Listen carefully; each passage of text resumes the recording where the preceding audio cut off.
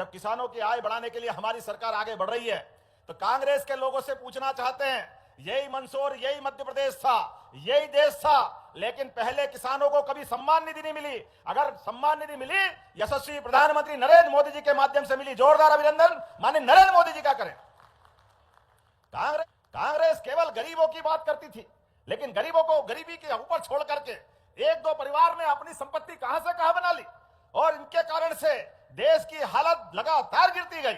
मुझे प्रसन्नता है, भारतीय जनता पार्टी के नेतृत्व में यशस्वी प्रधानमंत्री ने और उनके निर्णय किया है, किसानों की समृद्धि के लिए कोई कोर कसर बाकी नहीं रहने देंगे, जो होगा वो सब करेंगे। इसलिए जब मैं आपसे बात करने आया हूं आज, इसीलिए मध्य प्रदेश के अंदर देश में सर्वाधिक खाद्यान्न उत्पादन कहीं होता है तो मुझे गर्व है, वो मध्य प्रदेश है जहां सर्वाधिक खाद्यान्न उत्पादन फसलों के माध्यम से होता है।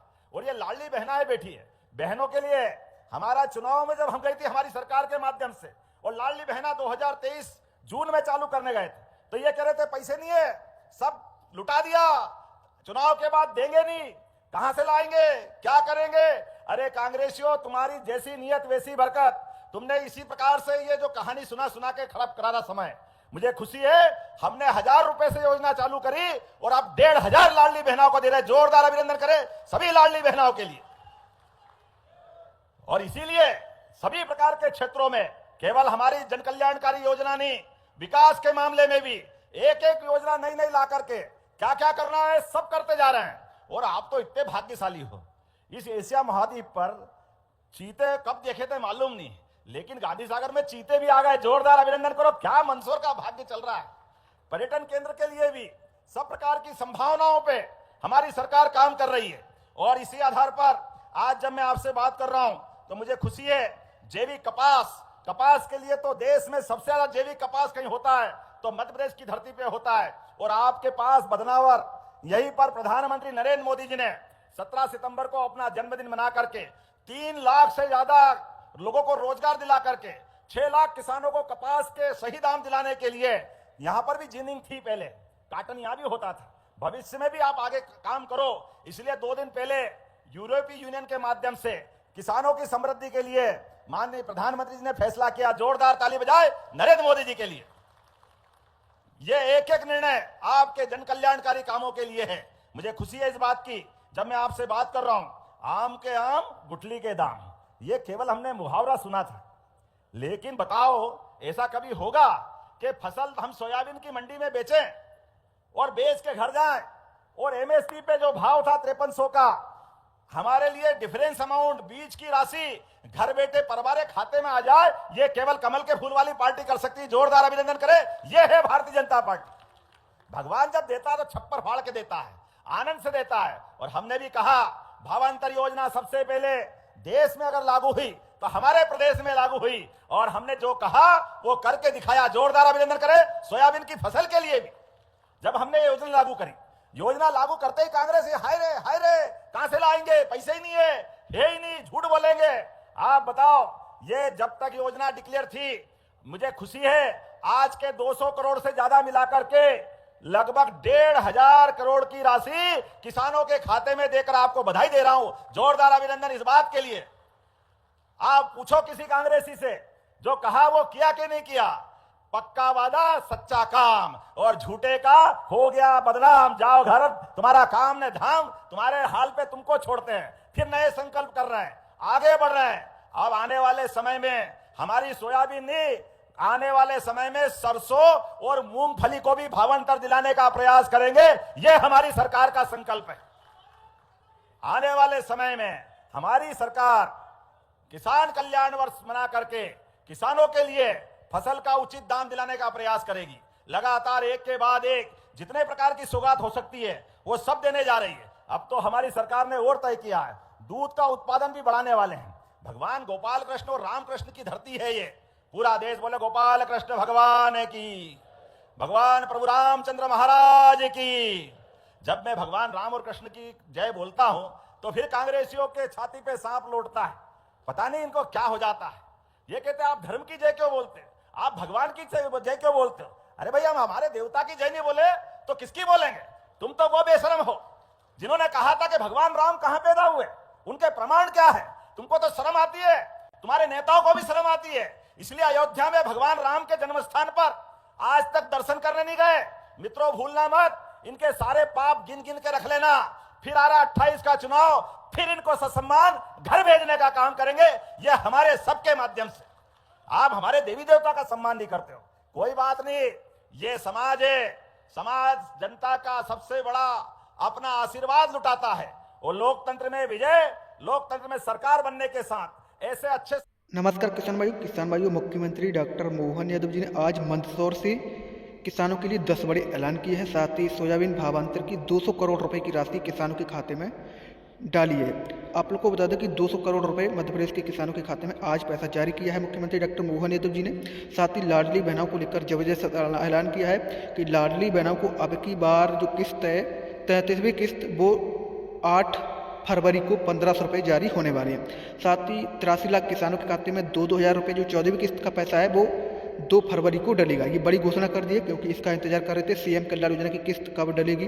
इसका मध्य प्रदेश के लाखों किसान इंतजार कर रहे थे कि पैसा कब आएगा। 83 लाख किसानों के खाते में 2-2 हज़ार रुपये जो 14वीं किस्त का है वो 2 फरवरी को डाला जाएगा। तो ये खुशखबरी है। इस वीडियो को ज़्यादा से ज़्यादा शेयर करिए, वीडियो को पूरा लास्ट तक देखिए तो भी आप लोग को समझ में आएगा इसमें क्या क्या बताया गया है। साथ ही फसल बीमा की राशि भी किसानों को मिलेगी। कई बड़ी घोषणा की है, आप लोग वीडियो को देखेंगे तो पता चलेगा। किसान भाई 25 करोड़ की लागत से पशुपतिनाथ लोक का लोकार्पण आज करने जा रहा है। जोरदार अभिनंदन करो, ये लगातार चलने वाला है। ऐसे एक नहीं बहुत सारी बातें मैं बता सकता हूं। थोड़ा सा विलंब से आया तो क्षमा भी चाहता हूं, लेकिन आपके बीच जब मैं आया हूं तो आपकी कई सारी सौगातें लेकर भी आया हूं। मुझे सबसे ज्यादा खुशी तो ये मल्हारगढ़ और मंदसौर की बहादुरी पर है। यहां पर हजारों साल पहले यहां के यशोधर्मन ने दुनिया में हूणों के ऊपर विजय प्राप्त की। जोरदार अभिनंदन करे उस काल के लिए भी। और रणबांकुरों के खून में वही रवानी आज तक है। एक गाड़ी कुएं में गिरी मंदसौर के पास, मल्हारगढ़ के पास, इसी विधानसभा में, और गाड़ी में सवारियां अंदर चली गई पानी में। मनोहर सिंह नाम का बहादुर हमारा मल्हारगढ़ का निवासी, उसने पानी में गाड़ी गिरते देखी, अपनी जान की बाजी लगा करके वो कुएं में कूदा। 1, 2, 3, 4 लोगों को जिंदा बाहर निकाला और बचे के लिए अंदर जाकर लगातार गोता लगाते रहे। लेकिन परमात्मा को कुछ और मंजूर था। ऐसे अपने बीच के बहादुर ने अपनी जान की बाजी लगा दी, लेकिन हर एक को बचाने के लिए लगे रहे। जोरदार अभिनंदन करो ऐसे स्वर्गीय मनोहर सिंह जी के लिए। ये है मंदसौर और मंदसौर का इतिहास। ये जन्म के बाद तो हर एक की मृत्यु आना है। इस मृत्यु लोक में कौन अमर रहने वाला है, लेकिन अपने जान की बाजी लगा करके जीते जी दूसरे को जिंदगी दे दे और खुद मौत को गला लगा ले, उनसे बढ़कर कुछ नहीं हो सकता है। जोरदार अभिनंदन करें ऐसे हमारे अपने वीर सपूत के लिए।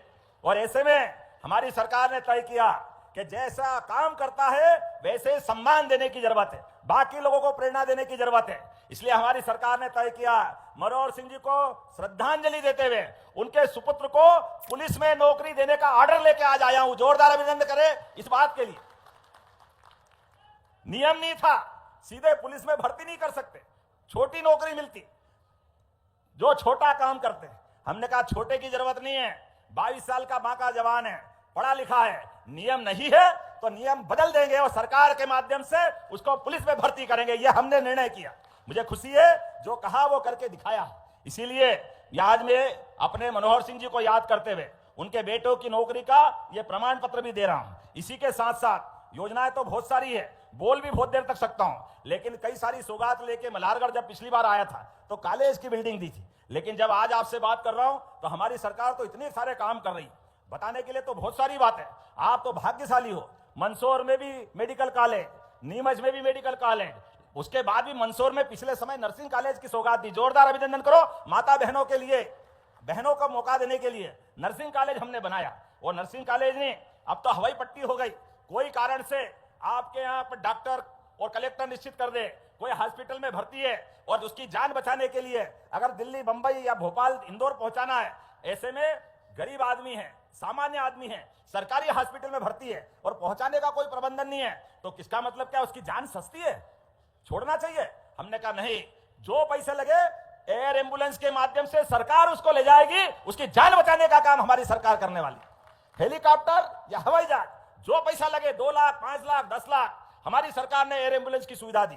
और ये मानवता आधारित इन योजनाओं को लागू कर रहे हैं। एक योजना और बनाई, सड़क पर कोई एक्सीडेंट हो जाए, किसी जगह भी कोई घायल मिले, आजकल पुलिस के झंझट बहुत डर के मारे आदमी हाथ नहीं लगाता। हमने कहा डरने की जरूरत नहीं है, कोई भी घायल, परमात्मा करे कोई घायल नहीं हो, दुर्घटना नहीं हो, लेकिन कोई कारण से दुर्घटना घट गई तो डरने की जरूरत नहीं है। घायल को उठा के हॉस्पिटल पहुंचाओ, 1.5 लाख का खर्चा सरकार उसको उसी समय उस हॉस्पिटल में भी दिलाएगी, और पहुंचाने वाले को 25,000 रुपया सरकार के माध्यम से देने वाले।